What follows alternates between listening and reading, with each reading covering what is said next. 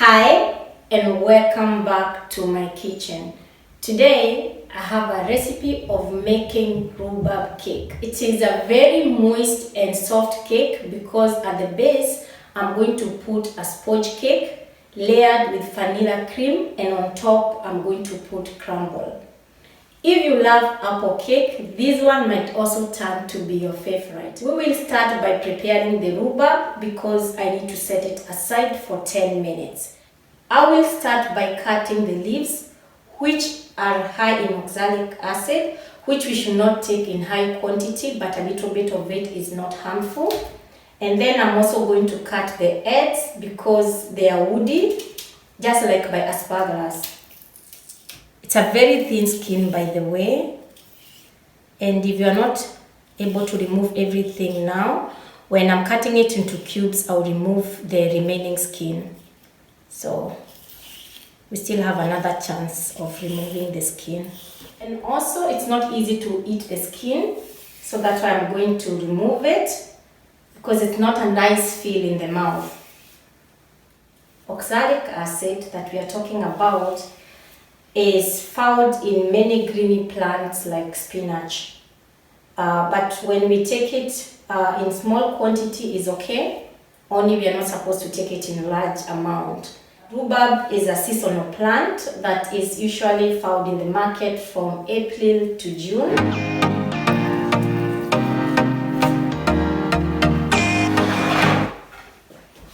Because they are a bit thick, I'm going to cut it in the middle.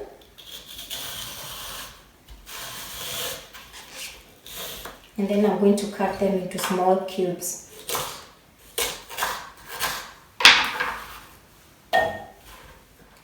Here I remove the remaining skin. Sometimes it's easier to remove it when you cut the rhubarb.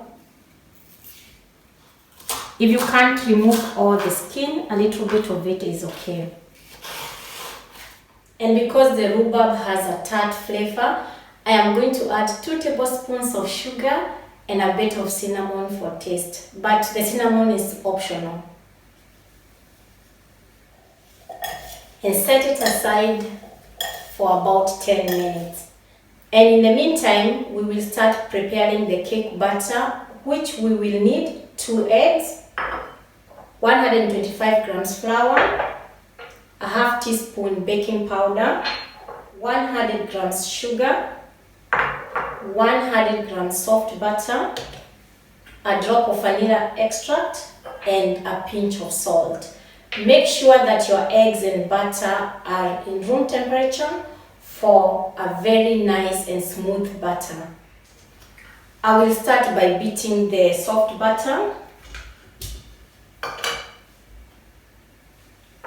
the sugar, a pinch of salt, and a drop of vanilla extract. I will beat this for 3 minutes until it's smooth and fluffy.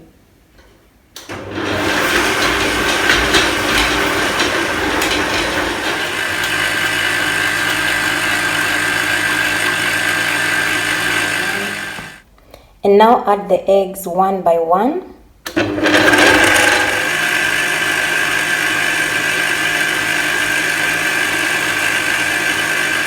Add the baking powder to the flour. Just mix it a little bit. And then I'm going to add the flour to the mixture.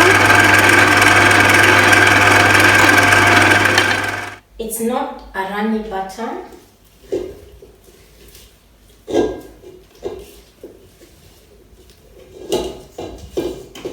Here I have prepared my baking tin, which I have greased, and I have put a parchment paper.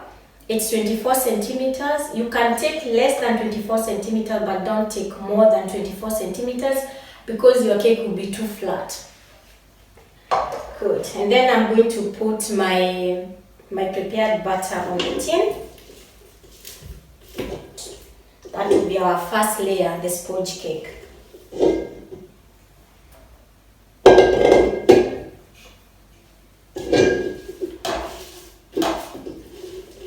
It will be a thin layer of sponge cake.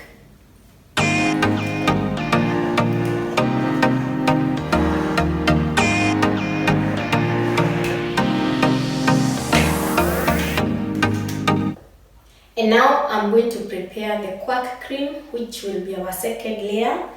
For this, we will need 250 grams quark, 35 grams sugar, 150 ml double cream, a drop of vanilla extract, 35 grams starch, because we are not using any eggs, so the starch is going to help to bind everything together. And I will need 1 lemon, which we are going to take the juice and the lemon zest. And this is how it goes. We are going to beat everything together. The quark,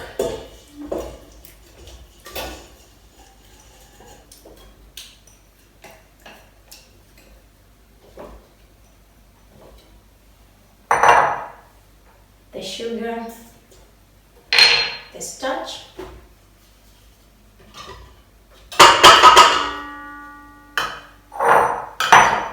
the double cream,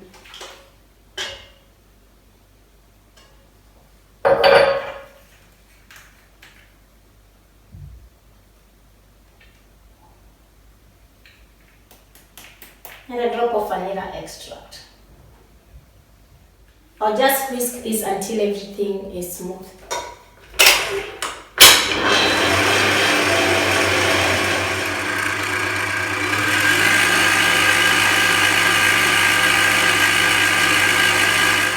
I will now add the lemon zest. The zest is only the yellow part. The white one is bitter. And juice of half the lemon.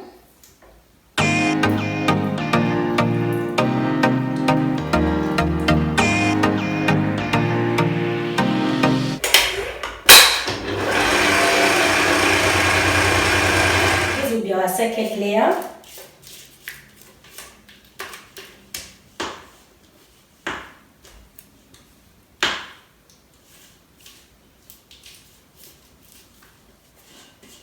It's an easy peasy cake, only there are a lot of ingredients which make it look like it's a lot, but it's not.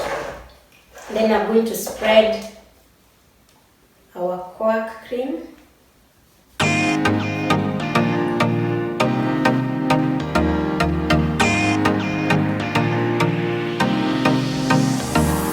And now I'm going to put our rhubarb.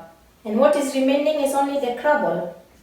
There is a lot of juice from the rhubarb because the sugar was able to extract all that water, and I don't want it to add it to the cake because it will make the cake too wet. We are almost done, guys. I'm just going to finish this, make the crumble, and then we start baking the cake. For the crumble, we need 100 grams flour, 65 grams sugar, and 75 grams cold butter. And we are just going to mix everything together. The flour, the sugar, and the cold butter.